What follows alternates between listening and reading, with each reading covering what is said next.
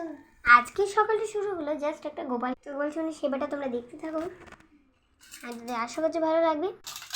তো গাইস তোমরা আমার মনে হচ্ছে আমি তাহলে তো নিয়ে যাই গাইস। এটা হলো গোপাল সোনা বসালাম চান করাবো ভেবে। তো এখানে গোপাল সোনার জন্য গরম জল নিয়ে নিয়েছি, কারণ ঠান্ডার দিন তো বলে জানো যে গোপাল সোনা কখন সর্দি কাশি হয়ে যায়। ওরাও তো একটু আমাদের মতোই, মানে ওরাও তো জীবজন্তুর মতোই যে কথা বলতে পারে না, তাই আমি ওকে গরম জল দিয়ে সবসময় চান করি।